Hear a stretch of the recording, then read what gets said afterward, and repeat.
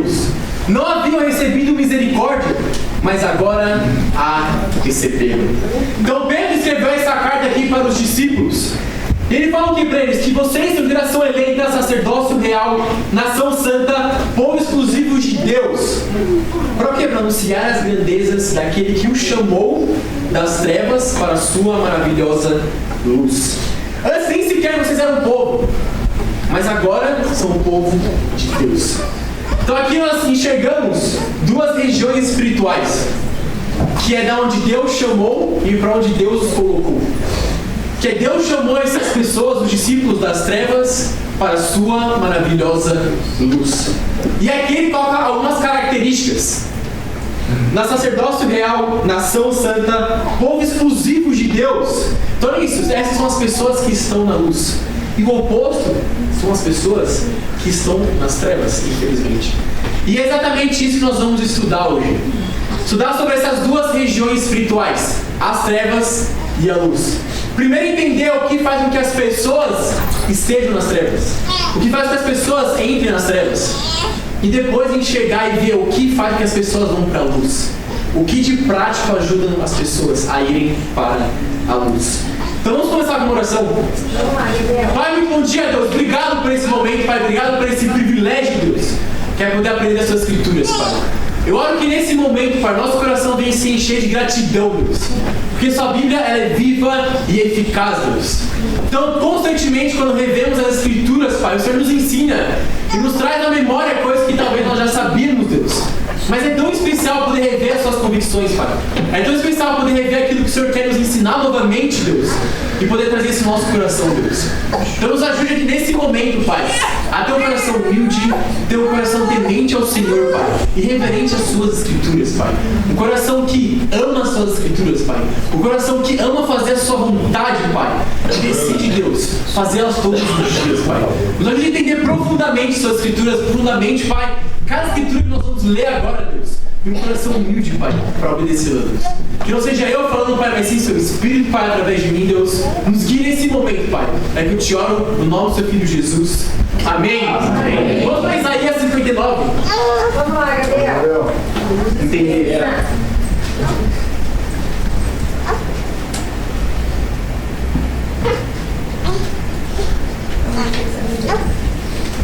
Para Isaías 59.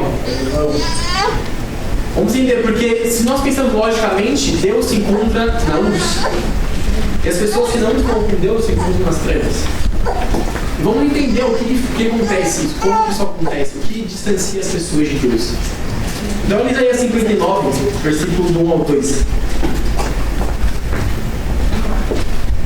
Diz assim: vejam, o braço do Senhor não está tão encolhido que não possa salvar, e seu ouvido tão surdo que não possa ouvir. Mas as suas maldades separaram vocês do seu Deus. Os seus pecados esconderam de vocês o rosto dele, e por isso ele não os ouvirá. Então o que Isaías está dizendo aqui para nós? Que, primeira coisa, Deus, o braço dele não está tão curto que ele não possa salvar, e seu ouvido não está tão surdo que ele não possa ouvir. Mas algo separa as pessoas de Deus. Que é o que ele fala aqui? As suas próprias maldades. O que seria isso? Os nossos próprios pecados. Os pecados separam as pessoas de Deus. Então, às vezes, as pessoas até comentam assim: eu sinto que Deus está longe de mim. Eu sinto que Deus está se afastando de mim. Eu sinto que Deus não me ama mais, que Deus não está comigo, que Deus está se afastando. Mas se nós olhamos para essa escritura, quem está se afastando entre os dois? Somos nós. Por quê? Por conta dos nossos pecados. Os pecados que separam as pessoas de Deus. Não é Deus que se afasta de nós, mas nossos próprios pecados nos separam de Deus. É como se durante a nossa vida toda, cada pecado que nós cometemos, construímos uma barreira entre nós e Deus. Mas aqui onde nós estamos é as trevas, e ali do outro lado da parede é a luz, onde Deus está. Para conseguir chegar até a Deus, nós precisamos fazer? Parar de pecar somente? Não, precisamos destruir o muro. Para nós entendermos o que isso implica, o que implica na destruição desse muro que separa as pessoas de Deus, seria Deus nos perdoar. Tem ligação direta com isso. É igual um exemplo que nós podemos, para nós entendermos melhor. Imagina que entre eu e a Amanda, Então imagina que a Amanda comprou um chocolate e ela guardou na geladeira esse chocolate. Eu vou comer mais tarde chocolate. Vou guardar para depois da janta ou alguma coisa assim. E eu não fiquei sabendo disso. E é o soufflé doux. Pra quem não sabe, o chocolate é o preferido dela. E simplesmente eu chego em casa, abro a geladeira do chocolate. Ela fala, nossa, tem um chocolate. Eu vou e como esse chocolate. E a Amanda chega depois, ela chega em casa, janta, abre a geladeira. Ela, Gabriel, tinha um chocolate que não tinha? Não tinha. E cadê esse chocolate? Eu falei, então, eu vi o chocolate. Ela, eu separei esse chocolate. Eu coloquei na geladeira justamente porque eu gosto de comer ele mais geladinho. Eu sempre comi esse chocolate. E ela ficou incomodada comigo. E ela fica triste com isso profundamente. Ei, Gabriel. O que aconteceu? Eu falei, nossa, Amanda, me perdoa, me desculpa. Eu pedi desculpa pra Amanda. Vai resolver a situação? Não. Agora imagine se durante 50 anos da nossa vida eu como chocolate todos os dias pra ela. Isso vai resolver a situação? Não. Também não. O que vai resolver a nossa situação? Ela me perdoar. Com Deus é exatamente a mesma coisa. Como que nós destruímos o muro? Não é parando somente de pecar. Não é somente falando, Deus, me perdoa, Deus, eu sou extremamente arrependido por isso, me perdoa. Durante 90 anos da sua vida você pediu perdão para Deus. Mas se Deus não perdoar a você, não vai adiantar de absolutamente nada a cada pedido de perdão que você pedir, que você fez para Deus. E Deus mostra, a Bíblia nos mostra qual é exatamente esse momento. Vamos lá expressar. E é o que nós vamos ver hoje também. Amém? Mas entender que não é somente parar de pecar que nós vamos receber perdão de Deus. Mas é o momento exato que a Bíblia nos mostra que nós recebemos esse perdão. Amém? Mas entendeu? O que nos separa de Deus? Os nossos próprios pecados. Muito bom, irmão. Vamos lá para Romanos 3. Muito bom, Gabriel. Vamos lá expressar. Então é importante perdoar a gente, tá bom? Vamos, caralho. Sempre importante. Então, Romanos 3, versículo 23.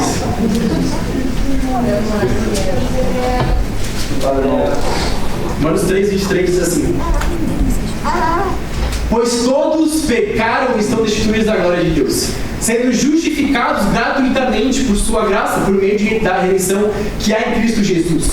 Deus ofereceu como sacrifício para a propiciação mediante a fé, pelo seu sangue, demonstrando a sua justiça. Em sua tolerância havia deixado impunes os pecados anteriormente cometidos. Então aqui o que Paulo nos lembra? Que quem pecou? Todos pecaram. Então em algum momento da nossa vida, todos nós estamos destituídos da glória de Deus. Nós estamos longe de Deus. E todos pecamos. Mas algo importante de entender aqui nessa escritura. Aqui a Bíblia não faz uma distinção de tipo de pecado. Simplesmente a Bíblia fala, todos pecaram. E ponto. Então aqui ela nos traz uma convicção importante. Não existe diferença entre pecado pequeno e pecado grande. Pecado é pecado e ponto final. Pecamos e se vivemos em pecado, estamos destituídos da glória de Deus. Então não existe uma pessoa que, essa pessoa, nossa, pecou com algo terrível, ela está mais longe de Deus. Eu não, eu somente minto. Somente minto, então isso é menos pior, gente de Deus. Aquela pessoa, ela assassinou alguém, ela é pior. Não. Pecado é pecado. Se nós estamos vivendo em pecado, estamos destituídos da glória de Deus. E precisamos do perdão de Deus. Amém? Mas entender agora o que é pecado. Vamos lá para Gálatas 5. Estão comigo, irmãos? Vamos lá expressar. Eu quero inspirar cada um aqui, cada um está nos visitando também, a ver profundamente essas escrituras. Isso aqui é a nossa salvação como Deus. É ver em qual situação, em qual região espiritual nós nos encontramos agora. Deus nos chama como discípulo viver na luz todos os dias. Então, Gálatas 5, versículo 19. Vamos lá. Aqui a Bíblia nos mostra mais especificamente, com mais detalhes, o que é o pecado, o que Deus considera como pecado. Vamos lá, o versículo 19 diz assim: ora, as obras da carne quais são manifestas: imoralidade sexual, impureza e libertinagem, idolatria e feitiçaria, ódio, discórdia, ciúmes, ira, egoísmo, dissensões, facções e inveja, embriaguez, orgias e coisas semelhantes. Eu os advirto, como antes já os adverti: aqueles que praticam essas coisas não herdarão o reino de Deus. Aqui Paulo é muito claro com os pecados. E aqui nós vemos alguns pecados que nós cometemos durante a nossa vida. E aqui, para a gente passar de maneira bem clara o que é cada um desses pecados, eu vou passar cada um deles de maneira bem clara para a gente poder entender o que é cada um deles. Porque às vezes a gente tem algumas dúvidas sobre o que significa cada um desses pecados, o que é exatamente na prática. Mas, para não pensar em cada um deles, imoralidade sexual é toda e qualquer relação sexual que nós temos antes do casamento, fora do contexto do casamento. Impureza, pensamento que nos deixam impuros. Pode ser pensamentos na área sexual ou pensamentos também de maldade, pensamentos malignos. Libertinagem, qualquer coisa em excesso que nós fazemos. Idolatria, qualquer coisa, pessoa ou sonho que você coloca acima de Deus. Feitiçaria, podemos entender como horóscopo, adivinha, jogo de tarô, jogo de cartas também entra em feitiçaria. Ódio é a falta de amor. Então, falta de amor no pecado ele é chamado como ódio também. Discórdia causa confusão entre as pessoas. Ciúmes, um zelo, egoísmo. Um zelo pensando somente em você mesmo. Ira é a manifestação da raiva. Nós normalmente batemos na mesa ou dando soco na parede. Isso é ira, é a raiva sendo manifesta. Egoísmo, buscar seus próprios interesses do que buscar os interesses de Deus. Dissensões, divisão por sua própria opinião. Por sua própria opinião você divide pessoas. Você não anda com pessoas. Isso é dissensão.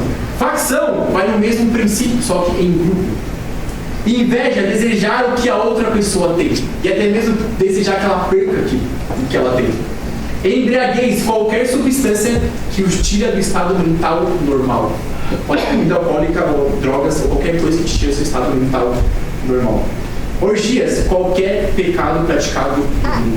Então, essa é a primeira lista que Deus nos mostra o que é pecado.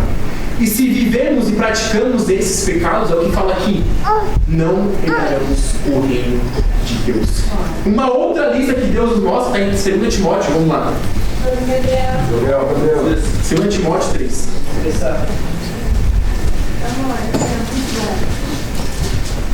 2 Timóteo 3, versículo do 1 ao 5. Então essa lista que nós vimos em Gálatas, essa que nós vimos em Timóteo, também são pecados que nós cometemos. Agora em 2 Timóteo 3, do 1 ao 5, fala: saibam disso, nos últimos dias sobrevirão tempos terríveis. Os homens são egoístas, avarentos, presunçosos, arrogantes, blasfemos, desobedientes aos pais, ingratos, ímpios, sem amor pela família, irreconciliáveis, caluniadores, sem domínio próprio, cruéis, inimigos do bem, traidores, precipitados, soberbos, mais amantes dos prazeres do que amigos de Deus. Tendo aparência de piedade, mas engana o seu poder. Afaste-se desses também. Então Deus aqui realmente, mais uma vez, eles não lembram desses pecados. E qual a nossa postura sobre as pessoas que praticam isso? Se afastar dessas pessoas também. E se afastar dessas práticas, desses pecados. Avarentos, colocar sua confiança, seu amor no dinheiro, mais do que a Deus. Presunçosos, conceito elevado de si mesmo. Arrogantes, se colocar acima das demais pessoas, pensar que você é melhor que as pessoas. Blasfemos, falar mal de alguém ou de Deus. Desobedientes aos pais. Bom, já é autoexplicativo aqui, é desobedecer aos pais. Ingratos, ausência de gratidão. Isso é importante, que a ingratidão não é você deixar de agradecer, é deixar de expressar gratidão. Deixar de expressar com ações o quanto você é grato. Não somente deixar de falar que você é grato, mas expressar a sua gratidão. Ímpio, sem santidade. Sem amor pela família. Bom, sem afeto natural pelas pessoas. Irreconciliados, alguém que não aceita acordo, ou seja, alguém que não perdoa. Caluniadores, acusar falsamente alguém. Sem domínio próprio, ou seja, falta de controle pessoal, você não se controlar. Isso para qualquer área. Então pode ser sexual, raiva, você não ter domínio sobre você mesmo. Cruéis, é violento ou brutal. Inimigos do bem, então sem amor pelas coisas boas, as coisas que vêm de Deus. Traidores, quebra a confiança. Precipitados, tomar decisões baseadas em suas emoções. Então tomar uma decisão rápida não quer dizer que você é precipitado. Mas tomar uma decisão baseada nas suas emoções, sim, aí você é precipitado. Soberbos é um orgulho que te cega, impede de chegar às situações ao seu redor. E mais amem os prazeres do que amigos de Deus. Amo mais o que o mundo te oferece do que o que Deus te oferece. É a aparência de piedade, mas negando o seu poder. Então, o que seria isso? Basicamente, a gente entender na prática, seria um religioso que demonstra coisas boas, demonstra que fala que vida boa, fala que vive segundo o que as Escrituras falam, mas na prática, nega o poder de Deus. Nega o que Deus é capaz de fazer. Então, esses são os pecados que Deus nos mostra nessas duas listas.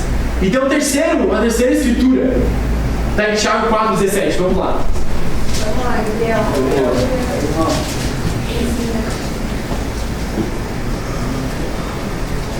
Tiago 4,17 diz assim: pensem nisto, pois quem sabe que deve fazer o bem e não faz, comete pecado.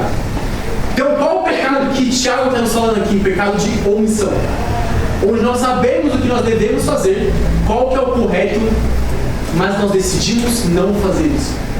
E em qualquer área da nossa vida. Nós vimos aqui o que Deus fala que nós não devemos fazer.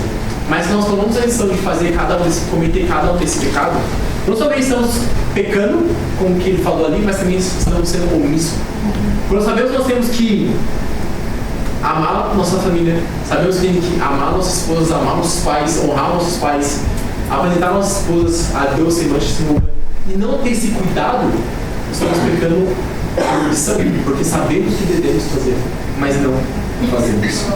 Isso é muito sério, irmãos, poder pensar nisso, porque Deus deixa muito claro o que é o pecado. E é somente nós olharmos para essas listas e sermos submissos a essas listas. E buscar constantemente a Deus para poder sermos abertos em cada uma dessas situações. Amém? E quando olha para isso, olha para Romanos 6, 23. Entender qual é a consequência de viver nesses pecados. Vamos lá.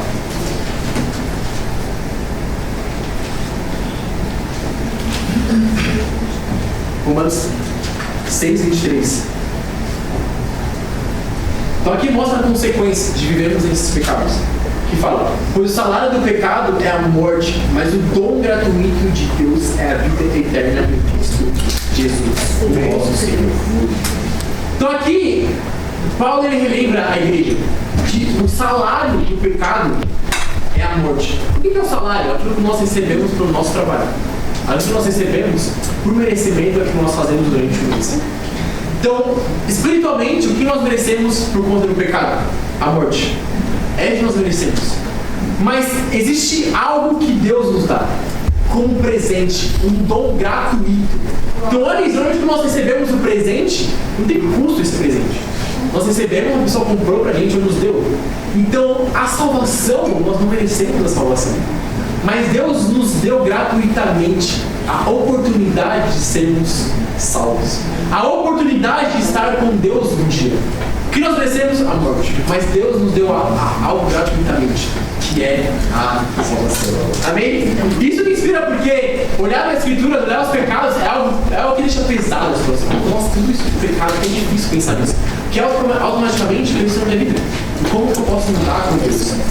Mas olhar para isso que Deus nos dá gratuitamente algo me anima muito. Pensar que Deus nos dá a oportunidade de sair dessas trevas e ir para a luz. E agora vamos enxergar, vamos ver como que nós fazemos isso. Como que isso acontece? Como que nós saímos das trevas e vamos para a luz. Amém? Estão animados para ver? Vamos lá, irmão. Vamos para João 3. Vamos lá, Gabriel. Vamos lá. Então, João 3, versículo do 1 ao 7. Nós entendemos o que afasta as pessoas de Deus é seus próprios pecados.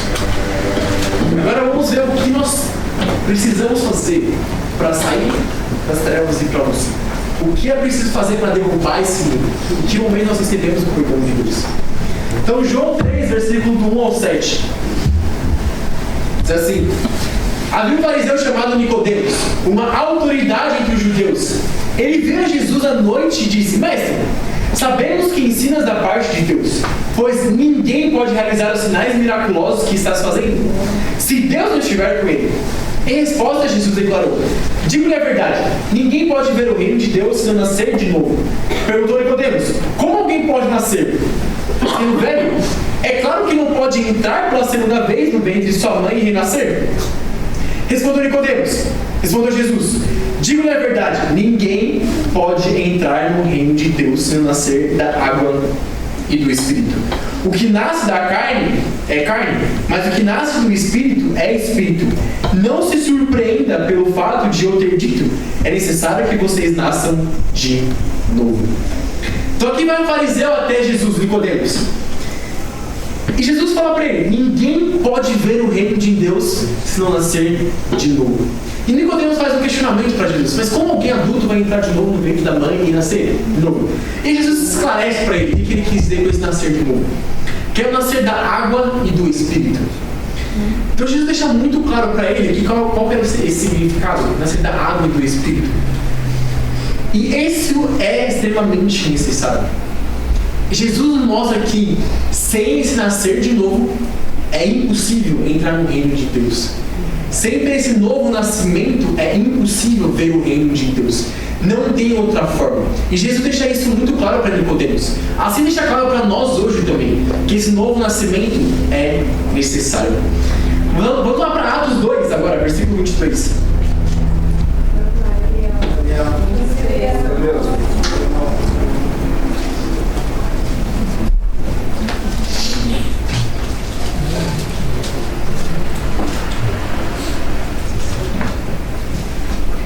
Atos 2, versículo 22 ao 24, que fala: Israelitas, ouçam essas palavras. Jesus de Nazaré foi aprovado por Deus diante de vocês por meio de milagres, maravilhas e sinais que Deus fez entre vocês por intermédio dele, como vocês mesmos sabem. Este homem lhe foi entregue por propósito determinado e pré-conhecimento de Deus. E vocês, com a ajuda de homens perversos, o mataram pregando na cruz. Mas Deus o ressuscitou dos mortos, rompendo os laços da morte, porque era impossível que a morte o retivesse. Amém? Então, israelitas, aqui Pedro estava pregando para os israelitas. E ele fala: israelitas, ouçam essas palavras. Jesus de Nazaré foi aprovado por Deus diante de vocês, por meio de milagres, maravilhas e sinais que Deus fez entre vocês por intermédio dele. Então, o que Paulo está falando aqui para eles? Fala: Jesus, ele é filho de Deus. Ele viveu aqui entre vocês e por meio dos milagres vocês puderam acreditar nele. Vocês podem acreditar no que Jesus, quem era Jesus. E no versículo 24 ele fala aqui: mas Deus o ressuscitou dos mortos, rompendo os laços da morte, porque era impossível que a morte o retivesse. Mas algo muito importante que é o versículo 23, que é exatamente o que? A responsabilidade que Pedro traz para aqueles israelitas ali naquele momento. Porque aqui nesse momento, o contexto é o que? A festa de Pentecostes. O que está acontecendo? Os judeus de toda a parte do mundo estavam ali em Jerusalém. E todos eles que estavam ali fizeram parte fisicamente da crucificação de Jesus? Não eram todos que estavam ali crucificando Jesus, fisicamente. Então, como que eles tinham responsabilidade na morte de Jesus? Espiritualmente falando, eles eram responsáveis pela morte de Jesus por conta dos seus pecados. Assim é o que Pedro também está nos ensinando aqui. Ainda que nós não estivéssemos fisicamente lá, na crucificação de Jesus, nós somos responsáveis pela crucificação de Jesus. Cada pecado que nós cometemos foi o que levou Jesus a ser morto na cruz. Essa é a responsabilidade que Deus nos dá, que nos traz aqui nesse momento. Entender isso, que por conta dos nossos pecados, Jesus foi morto na cruz. E olha a reação deles, versículo 36. De Atos 2 mesmo. Não tem como. Fala: portanto, que todo Israel fique certo disso. Esse Jesus a quem vocês crucificaram, Deus o fez Senhor e Cristo. Quando ouviram isso, ficaram aflitos em seu coração e perguntaram a Pedro e aos outros apóstolos: irmãos, que faremos? Pedro respondeu: arrependam-se e cada um de vocês seja batizado em nome de Jesus Cristo para perdão dos pecados, e receberão o dom do Espírito Santo. Pois a promessa é para vocês e para os seus filhos, e para todos que estão longe, para todos quantos o Senhor nosso Deus chamar, com muitas outras palavras, os advertia e insistia com eles: salvem-se dessa geração corrompida. Os que aceitaram a mensagem foram batizados, e naquele dia houve um acréscimo de cerca de 3.000 pessoas. Então, quando eles escutaram o que Pedro falou para eles, como eles sentiram? Eles vieram para Pedro e falaram: irmãos, o que faremos? Eu entendi que eu fui responsável pela morte de Jesus. O que eu faço agora? Qual é a minha atitude? Então eles tiveram fé no que Pedro falou. Eles tiveram fé na responsabilidade que eles tinham na morte de Jesus. E eles ficaram aflitos por aquilo. E qual foi a resposta de Pedro? Arrependam-se e cada um de vocês seja batizado em nome de Jesus Cristo para perdão dos seus pecados e receberão o dom do Espírito Santo de Deus. Amém. Então o que seria o novo nascimento que Jesus falou lá atrás? Seria o batismo.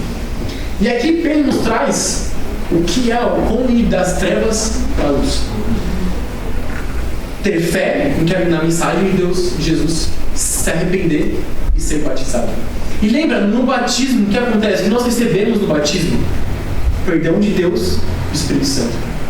E lembra, como nós podemos resolver com Deus? Nós pecamos e por isso entristecemos a Deus.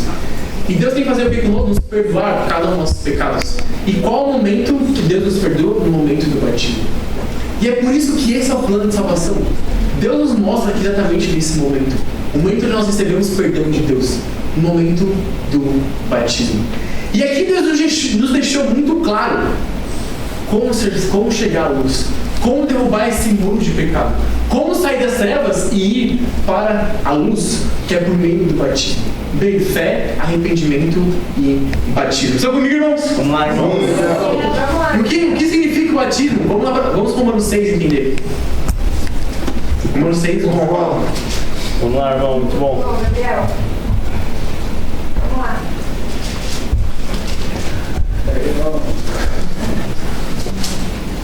Romanos 6, versículos 1 ao 4. Que diremos então? Continuaremos pecando para que a graça aumente? De maneira nenhuma. Nós, o que morremos para o pecado, como podemos continuar vivendo nele? Ou vocês não sabem que todos nós que fomos batizados em Cristo Jesus, fomos batizados em sua morte? Portanto, fomos sepultados com ele na morte por meio do batismo, a fim de que, assim como Cristo foi ressuscitado dos mortos, mediante a glória do Pai, também nós vivamos uma vida nova. Aqui confirma sobre que o nascer de novo é o batismo. Então o batismo é participação na morte, sepultamento e ressurreição de Cristo. Então por que o batismo? Por conta disso. Porque nesse momento nós fazemos parte da morte de Jesus. Então é nesse momento onde nós recebemos perdão dos nossos pecados. E é isso que Jesus nos ensinou, de como ir para a luz. Por meio da fé na mensagem de Jesus, por meio do arrependimento e sermos batizados. Mas infelizmente hoje existem muitas doutrinas que têm crescido, que não falam sobre isso. Falam coisas diferentes. Mas olha a consequência por viver uma falsa doutrina. Vamos celebrar isso em Mateus 15. Vamos lá, irmão.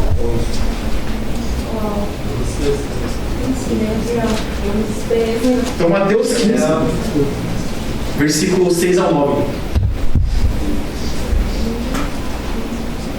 Diz: ele não está mais obrigado a honrar seu pai desta forma. Assim, por causa da sua tradição, vocês anulam a palavra de Deus. Hipócritas, bem profetizou Isaías acerca de vocês, dizendo: este povo me honra com os lábios, mas o seu coração está longe de mim. Em vão me adoram. Seus ensinamentos não passam de regras ensinadas por homens. Então aqui nós já vimos essa escritura. Então, o povo estava vivendo por uma tradição criada por homens. E o que Jesus fala para eles? Que por viverem por uma tradição criada por homens, eles estavam anulando a palavra de Deus e adorando a Deus de forma em vão. Fora que eles eram hipócritas também. Então, viver por uma falsa doutrina, uma doutrina criada por homens, é adorar a Deus em vão e anular a palavra de Deus. E é o que infelizmente hoje tem acontecido muito no mundo religioso. E principalmente duas doutrinas têm crescido muito no meio religioso. E uma delas, duas delas nós conhecemos muito e já ouvimos falar muito. Primeiro é sobre o batismo infantil. O porquê que isso não é bíblico. 1 Colossenses 2, vamos lá. Vamos lá, irmão. Então, baseado já no que nós vimos em Atos, plano de salvação, fé, arrependimento e batismo. Então, já olhando e pensando nisso, já dá para entender o porquê que batizar crianças não é bíblico. Mas vamos lá para Colossenses 2.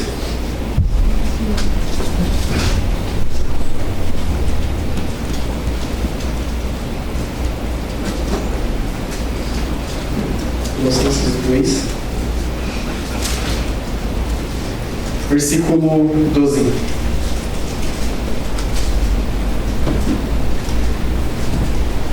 Diz: isso aconteceu quando vocês foram sepultados com ele no batismo, e com ele foram ressuscitados mediante a fé no poder de Deus que o ressuscitou dentre os mortos. Então, o que é necessário para o batismo? A fé. Sem fé, a fé não é necessária para o batismo. E uma criança, ela tem fé? Não. Um bebê, ela tem fé? Não tem fé. Então, por que o batismo infantil ele não é algo bíblico? Porque uma criança, um bebê não tem como ter fé. E o bebê não tem do que se arrepender também. Porque não tem consciência do que ele faz. Então, por isso, isso não é uma doutrina segundo a Bíblia. Mas da onde surgiu isso e como surgiu isso? Infelizmente, em um determinado momento da época da igreja, há muitos anos atrás, começou a ter uma epidemia que muitas crianças nasciam e já morriam já. E por conta da pressão que os pais faziam na igreja, eles tomaram a decisão de começar a batizar crianças. E para poder defender essa doutrina, eles criaram uma doutrina, que era o quê? O pecado original. O que seria o pecado original? Falar que por Adão ter pecado, nós nascemos com o pecado de Adão. Só que biblicamente isso também não faz sentido. Porque ele fala em Ezequiel 18:20. Só comigo, irmãos? Vamos lá, irmão. Muito bom. Gabriel. Importante sabermos para defendermos a nossa fé, amém? Porque como falamos no culto passado, nós somos perseguidos por isso também. Então, se nós não sabemos responder, sabemos esclarecer as dúvidas das pessoas, não vamos conseguir ajudá-las também. Então, Ezequiel 18:20 fala: aquele que pecar é que morrerá. O filho não levará a culpa do pai, nem o pai levará a culpa do filho. A justiça do justo lhe será acreditada, e a impiedade do ímpio lhe será cobrada. Então aqui, quem leva a culpa do pecado, quem morre por causa do pecado? A própria pessoa que pecou. Não é o filho da pessoa que vai. Eu pequei e meu filho vai sofrer por isso. Vai ter o mesmo pecado que eu. Isso não é bíblico. A pessoa que pecou sofrerá a consequência pelo seu próprio pecado. O que acontece é que muitas vezes sofremos a consequência do pecado dos nossos pais. Que é totalmente diferente isso. Por exemplo, se meu pai ele é um milionário, mas ele é viciado em jogo. E ele perde tudo em um jogo que ele apostou. Eu vou nascer rico? Não, eu vou perder todos os privilégios que eu teria, talvez estudar uma escola boa, talvez ter a melhor educação. Mas eu vou sofrer a consequência do pecado dele. É a mesma coisa com Adão. Nós sofremos a consequência do pecado de Adão hoje, que é não estar no jardim. Mas não quer dizer que eu tenho o mesmo pecado que Adão.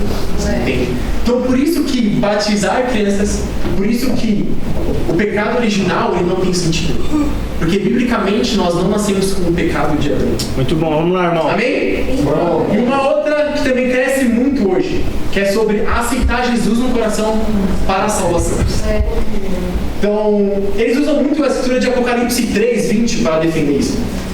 Vamos entender. Apocalipse 3:20.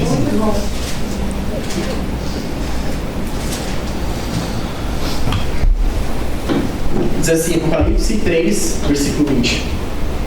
Eis que estou à porta e bato. Se alguém ouvir a minha voz e abrir a porta, entrarei e cearei com ele e ele comigo.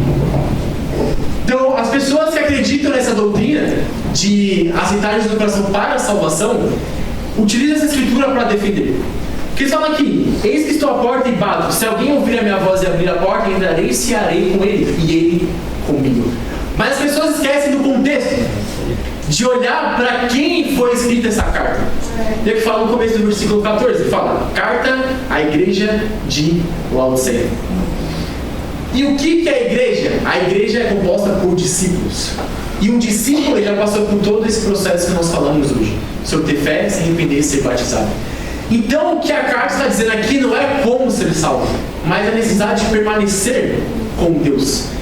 Aqui é o problema da igreja de Laodiceia sobre a mornez. Então eles não estavam nem quentes nem frios, eles eram mornos. E por isso estavam ao ponto de ser vomitados da boca de Deus. Então aqui, o que a Escritura mostra é sobre como permanecer fiel a Deus. Que é permanecer no quente para Deus. Fiel e vendo como um discípulo. E não como chegar à salvação. E outra coisa, onde está o arrependimento aí? E onde está o batismo nesse momento também? Aceitar isso no coração não é o suficiente para sermos salvos, mas sim o processo de ter fé, se arrepender e ser batizado. Amém, irmãos? Amém. Então é importante entender isso, como eu falei, para defendermos o que a Bíblia fala. Porque hoje, infelizmente, essas duas doutrinas têm crescido muito no mundo. E aqui no Brasil também tem crescido muito. É necessário para que nós possamos ajudar as pessoas a entender profundamente qual que é a doutrina segundo a Bíblia. Não a doutrina que nós, para a nossa consciência, acreditamos, ou que elas acreditam, mas a doutrina que Deus ensina. O que Deus ensina para nós e nós precisamos obedecer todos os dias. Em conclusão, irmãos, são essas duas regiões. Não existe uma região cinzenta, onde eu estou 80% trevas e 20% luz. Não existe eu estou quase na luz. Não, ou nós estamos nas trevas, ou estamos na luz. Ou nós somos discípulos, ou nós não estamos discípulos. Ou nós não somos discípulos. Não tem como você virar para você e falar, eu estou meio grato. Não tem como fazer isso. Com Deus, ou é luz, ou é trevas, ou é discípulo, ou não é discípulo. E é importante nós entendermos isso profundamente, para analisarmos o nosso coração e ajudar as pessoas também. E você tem visitado a nós olhar profundamente o como você tem vivido. Você tem vivido na prática desses pecados, é se arrepender o quanto antes para viver de acordo com Deus. E sair das trevas, porque é o que Deus quer. Deus quer que você seja por na luz. Amém. Deus quer que você fique nas trevas. Muito Deus bom, quer irmão. que você vá para a luz. Vamos lá, Deus quer que expressar. você viva na luz. Assim como José tomou uma decisão, amém? Amém. Tomou uma decisão de se arrepender dos pecados. Vamos ver. Deus quer que cada um tome essa decisão também. Amém. Deus quer que cada um se torne discípulo e vá para a luz. E seja batizado e vá para a luz. Eu quero inspirar cada um de nós, irmãos, a tomar essa decisão todos os dias. Para você que está nos visitando, olhar profundamente no seu coração e ver como você tem vivido. E tomar essa decisão o quanto. Amém, muito bom. Falar quem te convidou. E falar com ele, falar, como que eu posso fazer isso? Me ajuda com as escrituras. Profundamente, eu quero sair das trevas e ir para a luz. E para Deus te agora, amém.